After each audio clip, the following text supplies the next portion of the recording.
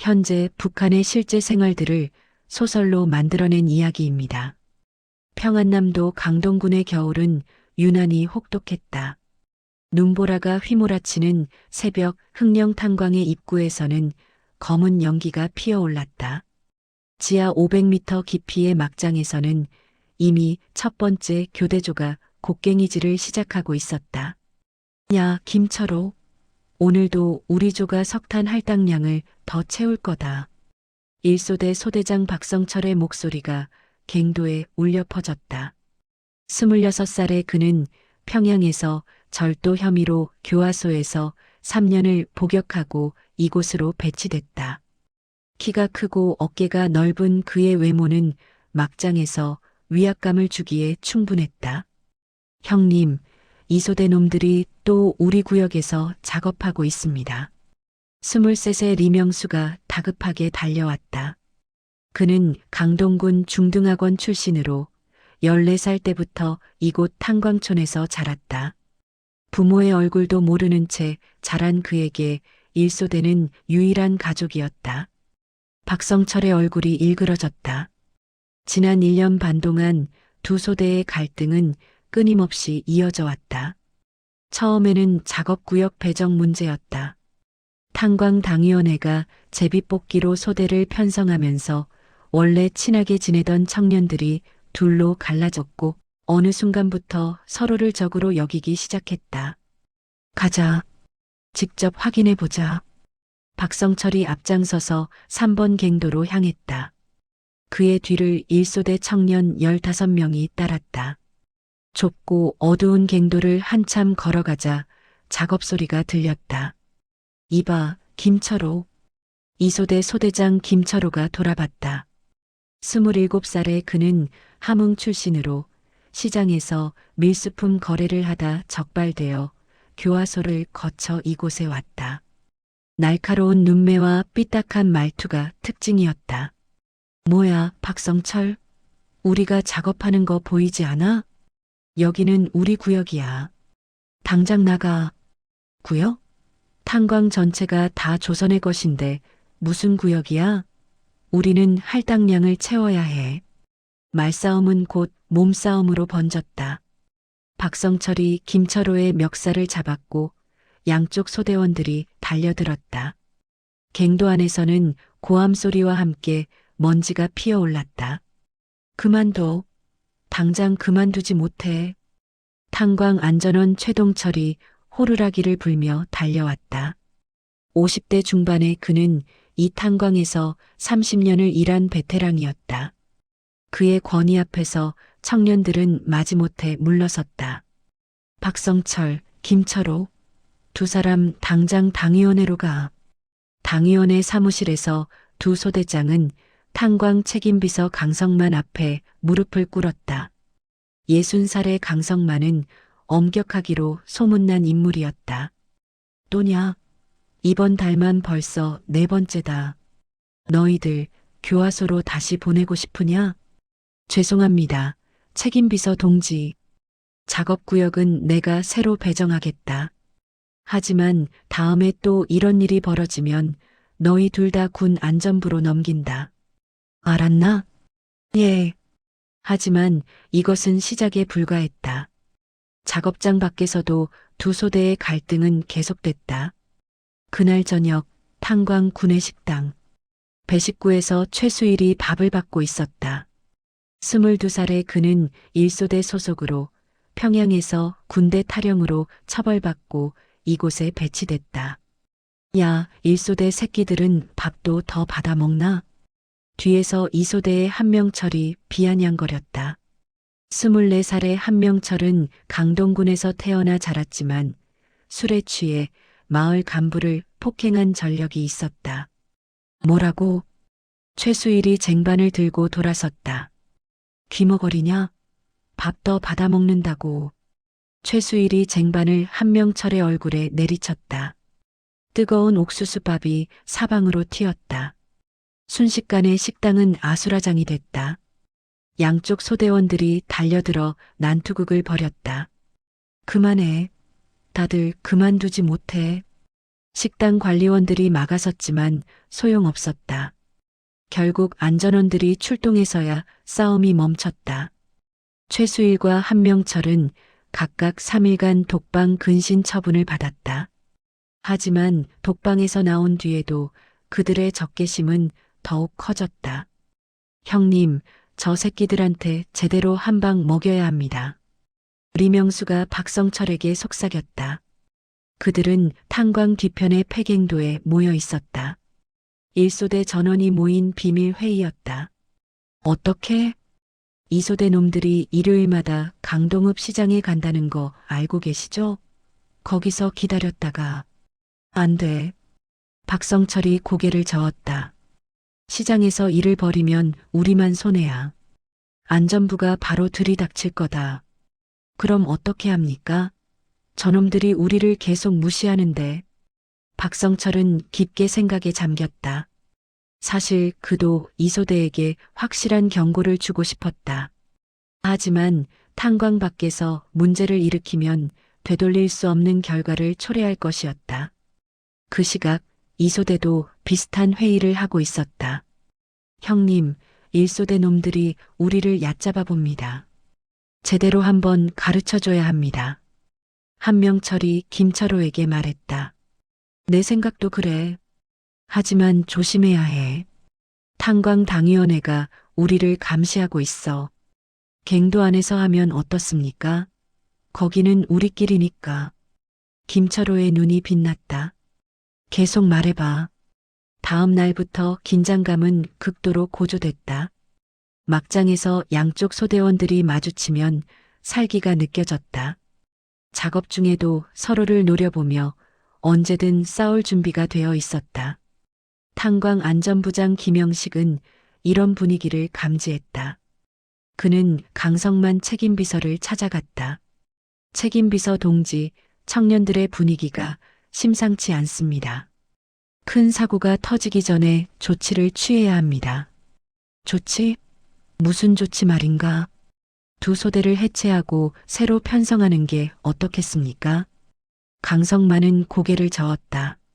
안 돼. 지금 석탄 생산 할당량도 못 채우는 판인데 소대를 재편성하면 한 달은 좋게 걸려. 그냥 감시를 강화하게. 안전원들을 더 배치해. 하지만 내 말대로 하게. 김영식은 한숨을 쉬며 사무실을 나왔다. 그는 불길한 예감을 떨칠 수 없었다. 그리고 그의 예감은 정확했다. 사건은 12월 중순의 어느 날 일어났다. 그날은 유난히 춥고 눈이 많이 내렸다.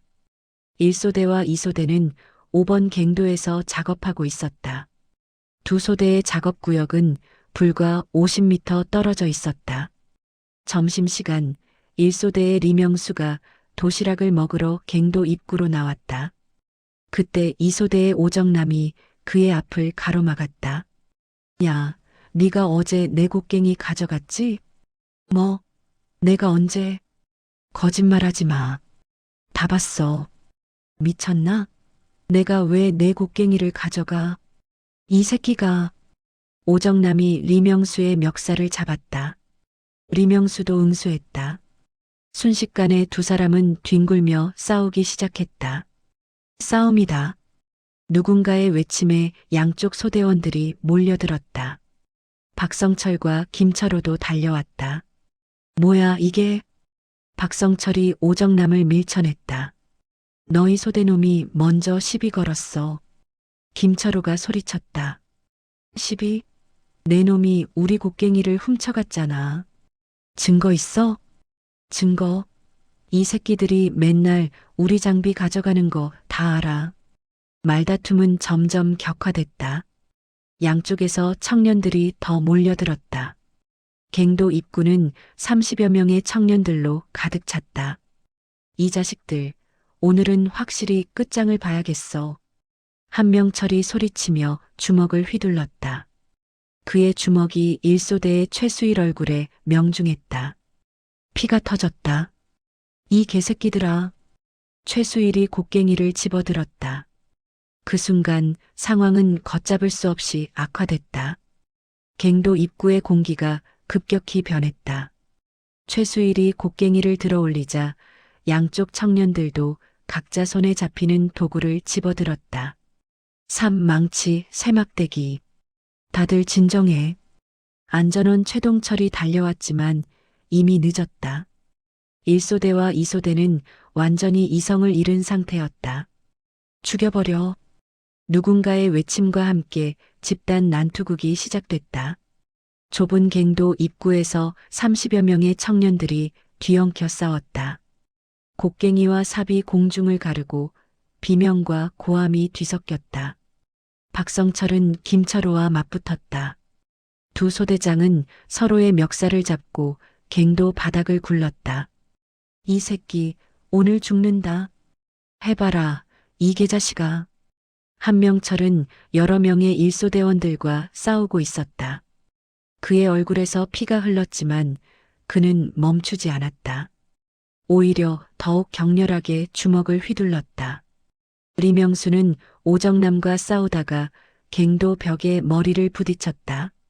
정신이 흐려졌지만 그는 다시 일어나 오정남에게 달려들었다.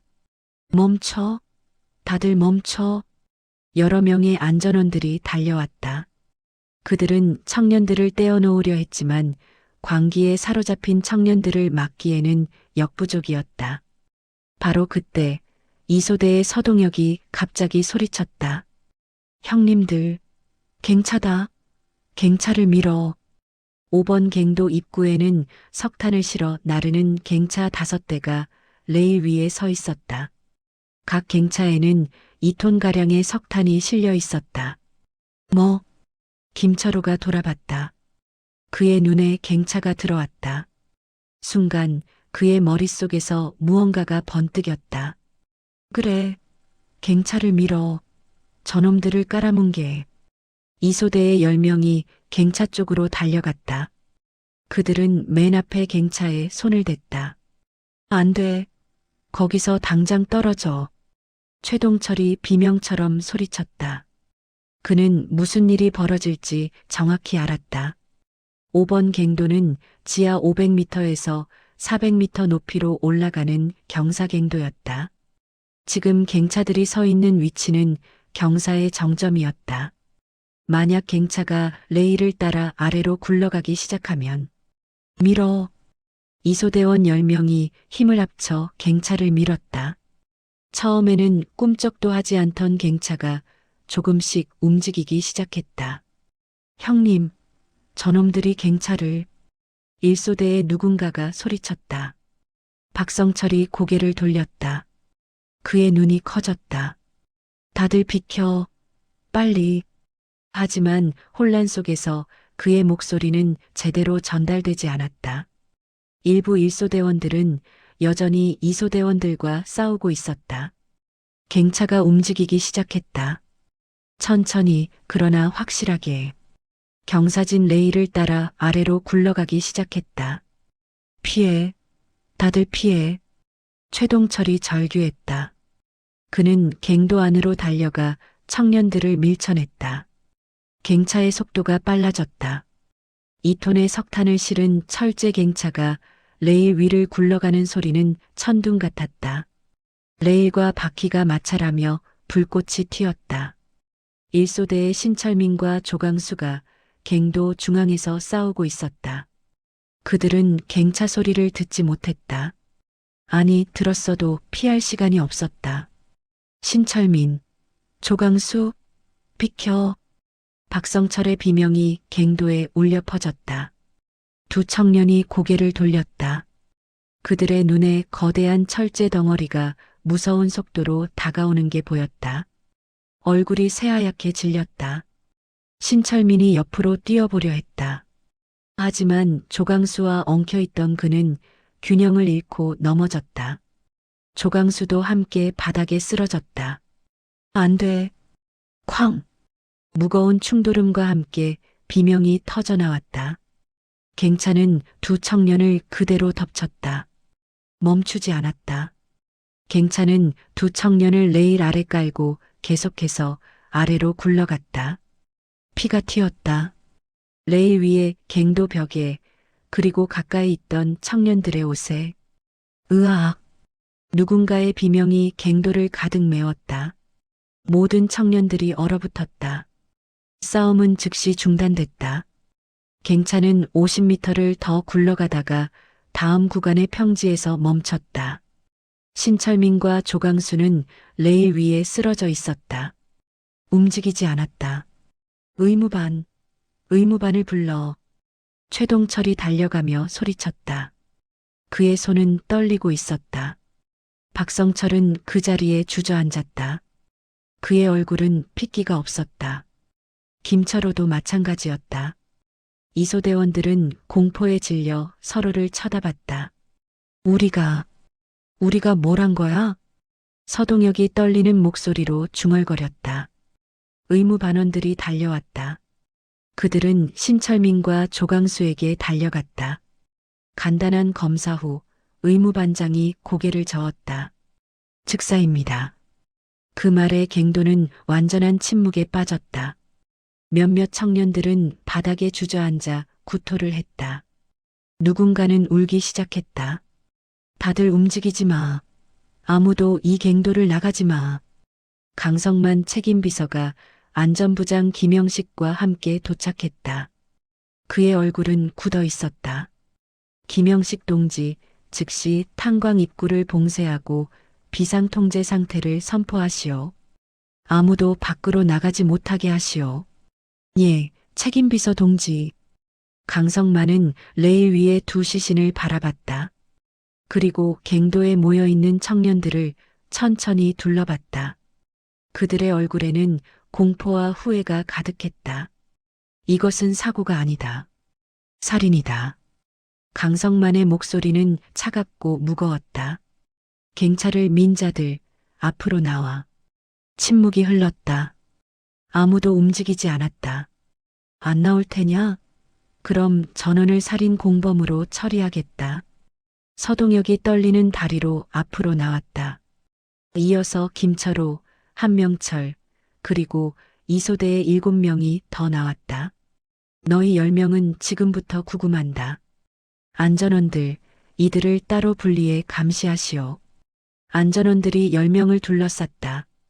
그들은 갱도 밖으로 끌려나갔다. 나머지 인원들도 전원 증인으로 조사를 받을 것이다. 지금부터 이 탄광은 비상통제 상태다. 모든 작업을 중단한다. 그날 저녁 흑령 탄광 전체는 공포와 충격에 휩싸였다. 1,500명의 탄광 노동자들은 무슨 일이 벌어졌는지 소문으로 들었다. 구내식당에서는 아무도 밥을 먹지 않았다. 숙소에서는 울음소리가 들렸다. 강성만은 긴급 당위원회를 소집했다. 동무들, 우리 탄광에서 전례 없는 중대 사건이 발생했소. 2명의 청년이 집단 패싸움으로 사망했소. 회의실은 무거운 침묵에 빠졌다. 이 사건은 단순한 사고가 아니오. 계획적이고 고의적인 살인이오. 당중앙에 즉시 보고해야 하오. 부책임 비서가 손을 들었다. 책임 비서 동지, 이 사건이 알려지면 우리 탄광의 명예가. 명예? 지금 명예가 문제요? 강성만이 책상을 쳤다. 2명의 청년이 죽었소? 그것도 동무들의 눈앞에서. 이것을 어떻게 숨기겠소? 하지만 우리 탄광은 지난 3년간 모범 탄광으로. 바로 그것이 문제요. 우리가 문제 청년들을 제대로 관리하지 못했소. 1년 넘게 경고를 받았는데도 방치했소. 이 모든 책임은 우리 당위원회에 있소. 회의실은 다시 침묵에 빠졌다. 내일 아침 강동군 당위원회와 안전부에 공식 보고를 하겠소. 그리고 가해자들을 군 안전부로 넘기겠소. 그날 밤 분리 수용된 10명의 청년들은 공포에 떨었다. 그들은 탄광 뒤편의 창고에 각각 격리되어 있었다. 안전원들이 24시간 감시했다. 김철호는 어두운 창고 바닥에 앉아 있었다. 그의 머릿속에서는 낮에 본 장면들이 계속해서 재생됐다. 갱차가 굴러가는 소리, 충돌음, 비명, 피. 내가 뭘 한 거지? 내가 왜 그랬지? 그는 머리를 감싸쥐었다. 후회가 밀려왔다. 하지만 이미 늦었다. 두 사람은 죽었다. 되돌릴 수 없었다. 다른 창고에서는 서동혁이 울고 있었다. 23세 그는 처음 사람을 죽였다. 아니, 죽이는데 가담했다. 어머니. 그는 평양에 계신 어머니를 떠올렸다. 어머니는 그가 탄광에서 성실히 일하고 있다고 믿고 있었다. 만약 이 소식을 듣는다면. 한편 1소대와 나머지 2소대원들은 각각 다른 숙소에 격리됐다. 그들도 조사를 받아야 했다. 증인으로서 박성철은 창밖을 바라봤다. 눈이 계속 내리고 있었다. 그는 신철민을 떠올렸다. 신철민은 1소대에서 가장 어렸다. 21살. 아직 아이 같은 얼굴이었다. 내가 소대장으로서 책임을 못 다했다. 박성철은 눈물을 흘렸다. 그도 처벌받을 것이다. 소대장으로서 소대원들을 통제하지 못한 책임. 리명수는 조강수를 생각했다. 조강수도 중등학원 출신이었다. 같은 처지의 친구였다. 비록 다른 소대에 배치됐지만 예전에는 함께 놀던 사이였다. 우리가 왜 이렇게 됐을까? 밤은 길고 고통스러웠다. 아무도 잠을 이루지 못했다. 다음 날 아침 강동군 안전부 차량 세대가 흑령탄광에 도착했다. 안전부 부장 한성국을 포함한 수사관 10명이 내렸다. 강성만 동지, 사건 개요를 보고하시오. 한성국은 50대 후반의 군인 출신으로 냉철하고 원칙주의자로 알려져 있었다. 강성만은 사건의 전말을 상세히 보고했다. 한성국은 표정 변화 없이 듣고 있었다. 가해자 10명을 이송할 것이오. 그리고 증인 조사를 위해 양쪽 소대 전원의 신상 기록과 과거 경고 기록을 넘기시오. 예, 부장 동지. 10명의 청년들이 수갑을 찬 채 차량에 실렸다. 그들의 얼굴은 창백했다. 탄광 노동자들이 멀리서 그 광경을 지켜봤다. 누군가는 고개를 숙였고 누군가는 눈물을 흘렸다. 차량이 떠나자 한성국은 증인 조사를 시작했다. 1소대와 2소대의 나머지 청년들이 차례로 조사실로 불려갔다. 내 이름은 리명수입니다. 사건 당일 무슨 일이 있었는지 처음부터 끝까지 진술하시오. 리명수는 떨리는 목소리로 사건을 설명했다. 오정남과의 시비, 집단 패싸움, 갱차가 굴러가는 순간. 갱차를 민 사람들을 봤나? 예, 봤습니다. 김철호, 한명철, 서동혁. 그리고 다른 7명이었습니다. 그들이 고의로 밀었다고 생각하나? 리명수는 잠시 망설였다. 그리고 고개를 끄덕였다. 예, 저희를 공격하려고 일부러 민 것 같았습니다. 조사는 이틀 동안 계속됐다. 모든 청년들의 진술은 일치했다. 이소대의 10명이 고의로 갱차를 밀었고 그 결과 2명이 사망했다.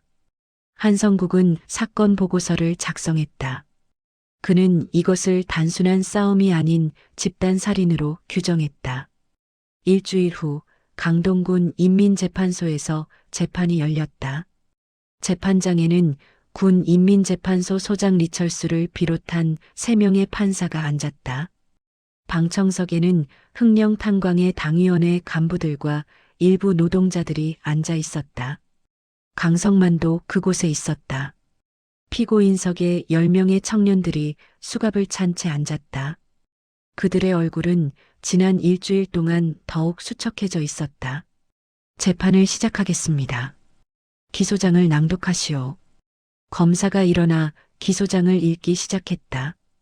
피고인 김철호 외 9명은 2024년 12월 15일 오후 1시경 흑령탄광 5번 갱도에서 집단 패싸움 중 고의로 갱차를 밀어 피해자 신철민, 조강수를 사망에 이르게 한 살인죄로 기소되었습니다.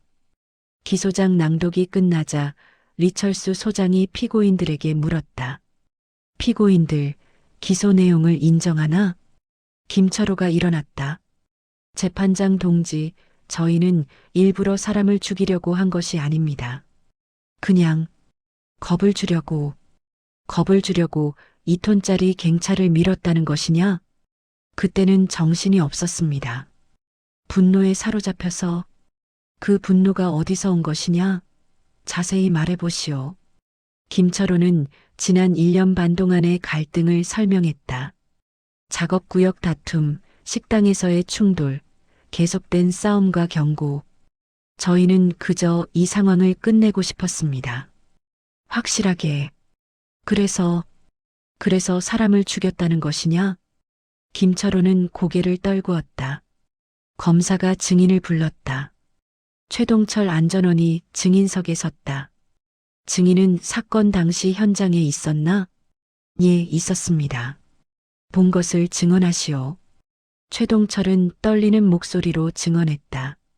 갱차가 굴러가는 순간, 두 청년이 깔리는 순간, 그리고 즉사한 순간을 방청석에서 누군가의 흐느끼는 소리가 들렸다. 다음 증인은 박성철이었다. 그도 수갑을 차고 있었다. 일소대 소대장으로서 그도 공동 책임을 지고 있었다. 증인, 두 소대의 갈등은 언제부터 시작됐나? 작년 여름부터입니다. 탄광당위원회가 제비뽑기로 소대를 편성하면서. 제비뽑기로? 예, 원래 친하던 친구들끼리도 다른 소대로 갈라졌습니다. 그리고 작업구역을 배정받는 과정에서 불공평하다는 불만이 생겼습니다. 탄광당위원회는 이런 갈등을 알고 있었나? 예, 알고 있었습니다. 저희는 여러 번 경고를 받았습니다. 그런데도 계속 싸웠다? 박성철은 대답하지 못했다. 재판은 하루 종일 계속됐다. 오후에는 피해자 유가족이 법정에 섰다. 신철민의 어머니가 증인석에 섰다. 60대 초반의 그녀는 검은 상복을 입고 있었다. 제 아들은 21살이었습니다. 그녀의 목소리는 떨렸다. 어려서부터 말썽을 부렸지만 탄광에 가서는 열심히 일한다고 했습니다. 편지에서는 새 인간이 되었다고, 곧 집에 돌아가겠다고. 그녀는 더 이상 말을 잇지 못하고 울음을 터뜨렸다. 방청석의 여기저기서도 울음소리가 들렸다. 피고인석의 청년들도 울고 있었다. 김철호는 두 손으로 얼굴을 가렸다. 조강수의 아버지도 증언했다. 그는 중등학원 출신 아들을 자랑스러워했다고 말했다. 비록 부모가 없었지만 스스로 살아가는 법을 배웠다고. 그런 아들이 이렇게 죽다니. 재판이 끝나갈 무렵 리철수 소장이 피고인들에게 마지막으로 물었다. 피고인들, 마지막으로 할 말이 있나? 김철호가 일어났다. 그의 눈은 충혈되어 있었다. 재판장 동지, 검사 동지, 그리고 유가족분들. 저희는 정말 죄송합니다. 그의 목소리가 떨렸다. 저희가 무슨 짓을 했는지 이제야 깨달았습니다. 분노에 눈이 멀어 무고한 생명을 앗아갔습니다. 변명의 여지가 없습니다. 그는 신철민의 어머니를 향해 고개를 숙였다. 어머니, 정말 죄송합니다. 제가 죽어도 아드님의 목숨을 돌려드릴 수 없다는 것을 압니다. 하지만 제 목숨이라도 받아주십시오. 방청석은 조용했다. 누구도 말하지 않았다. 서동혁도 일어났다. 저는 갱차를 밀자고 처음 말한 사람입니다. 제 생각이 이 모든 비극을 만들었습니다. 저를 가장 무겁게 처벌해 주십시오. 그의 목소리는 간절했다. 한명철도 일어나려 했지만 다리에 힘이 없어 다시 주저앉았다. 그는 고개를 숙인 채 계속 울었다. 재판장은 잠시 침묵했다. 그리고 말했다. 재판부는 이틀간의 심리를 마치고 내일 선고를 하겠습니다. 피고인들은 퇴정하시오. 그날 밤 강성만은 탄광당위원회 긴급회의를 소집했다. 동무들 재판 결과가 어떻게 나올지는 모르지만 우리 탄광의 책임도 큽니다. 그는 회의실을 둘러봤다. 청년 배치 정책을 재검토해야 합니다. 문제 청년들을 한 곳에 모아놓고 제대로 된 교육과 관리를 하지 않은 것이 이번 사태의 근본 원인입니다. 부책임 비서가 말했다. 하지만 책임 비서 동지, 우리가 할 수 있는 것이 뭡니까? 상급에서 배치하는 인원을 우리가 거부할 수 있습니까? 거부할 수는 없지만 관리는 할 수 있었습니다. 경고만 하고 실질적 조치를 취하지 않았습니다. 두 소대를 해체하고 재편성할 기회가 여러 번 있었습니다. 회의실은 침묵에 빠졌다.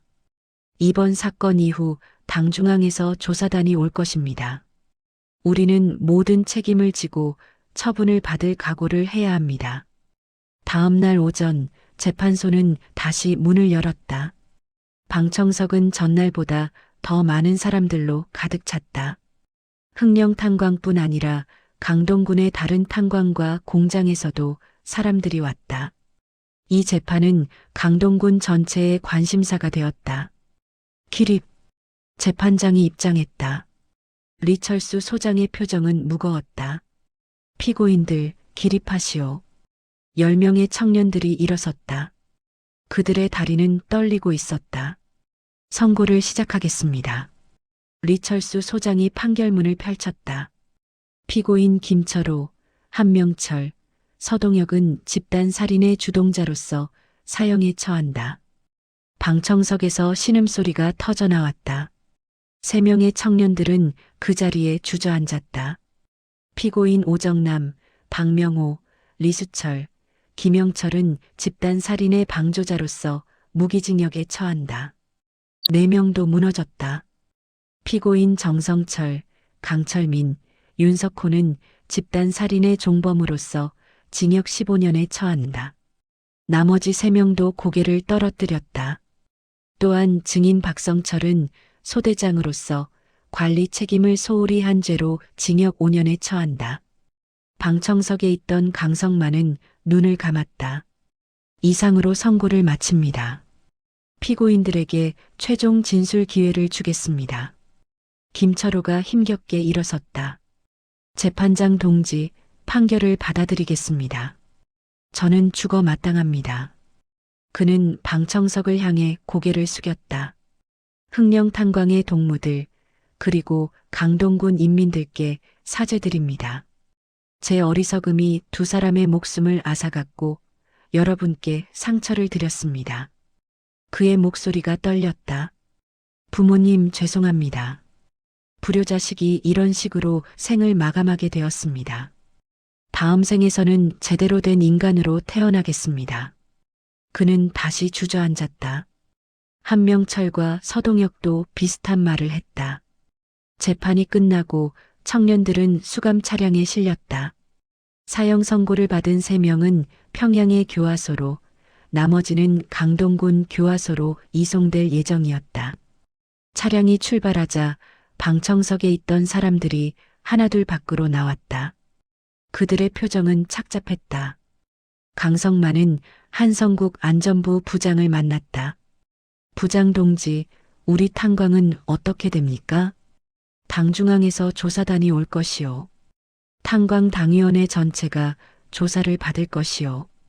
각오하시오. 예. 한 달 후 흑령탄광은 큰 변화를 겪었다. 강성만을 포함한 당위원회 간부 5명이 해임됐다. 새로운 책임비서가 부임했다. 청년 소대 제도도 폐지됐다. 문제 청년들은 각각 다른 작업반에 분산 배치되고 경험 많은 노동자들과 짝을 이루어 일하게 됐다. 1소대와 2소대의 나머지 청년들은 특별 교육을 받았다. 매일 저녁 집단 학습 시간에는 이번 사건을 교훈 삼아 토론했다. 리명수는 변했다. 그는 더 이상 싸우지 않았다. 작업에 열중했고 다른 청년들에게 화해와 협력의 중요성을 말했다. 동무들, 우리는 이번 사건에서 교훈을 얻어야 합니다. 분노는 우리를 파멸로 이끌 뿐입니다. 어느 날 저녁 그는 5번 갱도 입구에 섰다. 그곳에는 작은 추모비가 세워져 있었다. 신철민 동무, 조강수 동무를 추모하며 리명수는 추모비 앞에 무릎을 꿇었다. 동무들 미안합니다. 제가 더 현명했더라면, 제가 먼저 화해를 제안했더라면, 그는 한참 동안 그 자리에 앉아 있었다. 탄광촌의 저녁은 조용했다. 눈이 내리고 있었다. 하얀 눈은 탄광의 검은 먼지를 덮었다. 마치 모든 것을 정화시키려는 듯 숙소에서는 청년들이 모여 앉아 이야기를 나누고 있었다.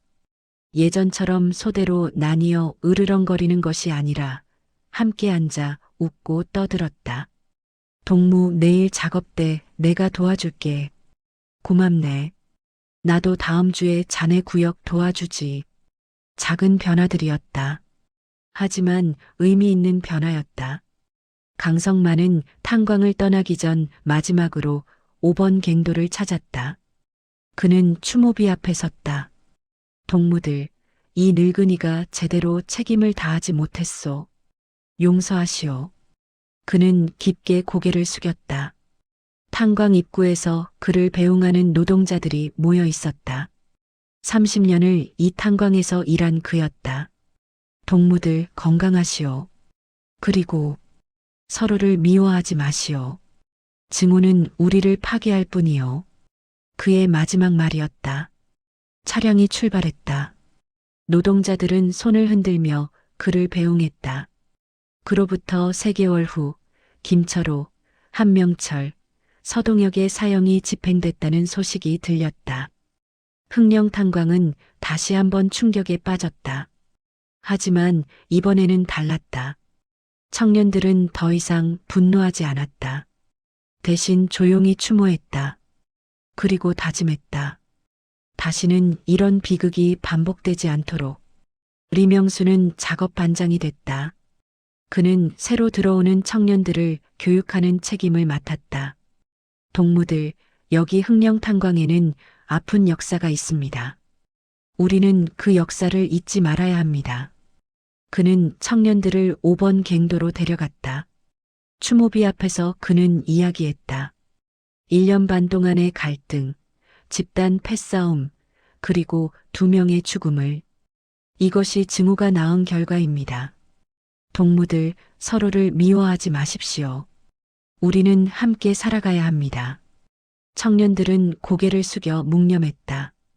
겨울이 지나고 봄이 왔다. 눈이 녹고 새싹이 돋아났다. 흑령탄광도 새로운 시작을 맞았다. 하지만 5번 갱도의 추모비는 남아 있었다. 그리고 앞으로도 남을 것이다. 후세에게 경고하기 위해, 증오의 끝이 무엇인지 상기시키기 위해. 흑령탄광의 이야기는 이렇게 끝났다. 비극적이지만 교훈을 남긴 이야기. 북한 땅 어디선가 비슷한 상황에 처한 청년들이 이 이야기를 듣고 교훈을 얻기를 바라며 지하 500m 깊은 곳에서 탄광 노동자들은 오늘도 곡괭이를 든다. 석탄을 캔다. 그리고 살아간다. 서로를 돕고 서로를 격려하며 흑령탄광의 그림자는 조금씩 걷히고 있었다.